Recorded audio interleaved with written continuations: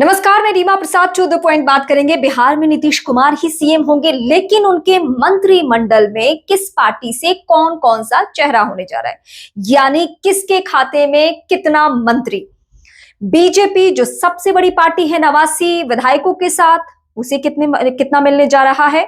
और चिराग पासवान पहली दफा उनके 19 विधायक विधानसभा पहुंच रहे हैं, उन्हें कितने मंत्री मिलने जा रहे हैं। और इसके अलावा जीतन राम मांझी और उपेंद्र कुशवाहा को क्या हासिल होने जा रहा है, और जेडीयू के खाते में क्या आएगा इस बार, क्या कुछ अलग होगा या पुराना फॉर्मूला ही दोहराया जाएगा। अभी तक की खबर के मुताबिक 6-1 के फॉर्मूले पे आगे बढ़ा जा रहा है, मतलब 6 विधायक पे 1 मंत्री।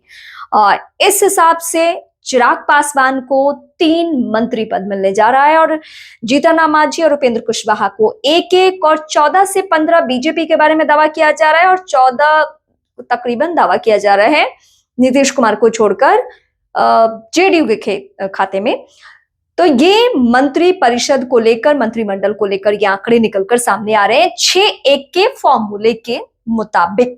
वैसे हो सकता है कि जैसे 101 सीटों पर, मतलब बराबरी की सीटों पर जिस तरीके से जेडीयू और बीजेपी ने चुनाव लड़ा, तो मंत्री चेहरा भी दोनों के पास बराबर ही रहे।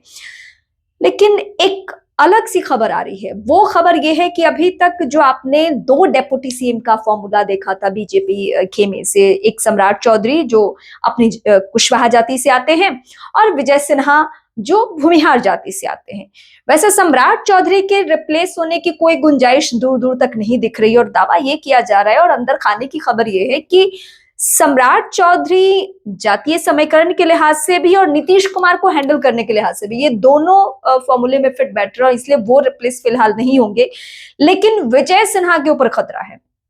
विजय सिन्हा संभवतः रिप्लेस किए जा सकते हैं, इसलिए क्योंकि इस बार अगर सम्राट चौधरी डिप्टी सीएम रहते हैं, उनके साथ एक और डिप्टी सीएम देना है, तो फिर वो चेहरा भूमिहार चेहरा नहीं होगा, वो विजय सिन्हा नहीं होंगे, बल्कि राजपूत चेहरे पे भरोसा जताया जाएगा। क्योंकि इस बम्पर जीत में राजपूत वोटर्स की, यानी जातीय समीकरण के लिहाज से बहुत बड़ी भूमिका रही है, और इसीलिए बिहार को मिलने जा रहा है राजपूत डेप्यूटी सीएम। वैसे बिहार और बीजेपी दोनों चौंकाने के लिए जाने जाते हैं, और जो भी आप प्रेडिक्शन करेंगे, मतलब बिहार को लेकर कोई प्रेडिक्शन है आपका और बीजेपी को लेकर है, तो वो चेहरा या वो कदम तो नहीं उठाया जाता है। लेकिन अभी जो इंटरनल सोर्सेज का कहना है और जो समीकरण बन रहे हैं, उसके मुताबिक ये माना जा रहा है कि विजय सिन्हा संभवतः डिप्टी सीएम नहीं होंगे, और अगर विजय सिन्हा नहीं होंगे तो शायद उनकी जगह पे किसी राजपूत चेहरे को, राजपूत वोटर्स को खुश करने के लिए ये कदम उठाए जा सकते हैं। वैसे भी बीजेपी सिर्फ मौजूदा वक्त की राजनीति नहीं करती है, वो आने वाले 2-4 चुनावों को देखकर सब कुछ कदम उठाती है, या फिर आप ये कह सकते हैं कि उसका दूरगामी परिणाम क्या हो सकता है। अगर राजपूत चेहरे को डिप्टी सीएम बनाया जाता है तो उसका दूरगामी असर क्या होगा, बिहार ही नहीं बल्कि अन्य प्रदेशों के राजपूत वोटर्स पे क्या असर होगा, ये सब कुछ वो देखभाल के चलती है। और फिलहाल जो अंदर खाने की खबर है वो यही है कि राजपूत चेहरे पर मंथन जारी है, लेकिन बीजेपी चौंकाने के लिए जानी जाती है। अब इस बार क्या पुराने चेहरे को रिपीट किया जा रहा है, नए चेहरे कुछ लिए जाएंगे, ये सब देखना दिलचस्प होगा। क्योंकि वो 89 जो विधायक हैं,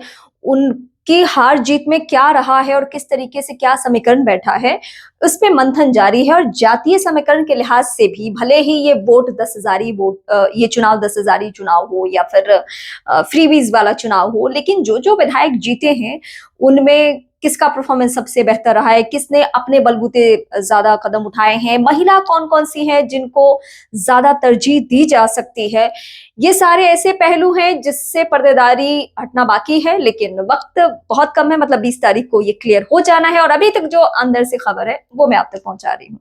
फिलहाल आप मेरे चैनल यानी रीमा प्रसाद चैनल को जरूर सब्सक्राइब करें, और अगर बिहार या देश की किसी भी घटना पे आप हमसे बात करना चाहते हैं या किसी खबर के बारे में डिस्कस करना चाहते हैं, तो आप कमेंट करके सवाल जरूर पूछें।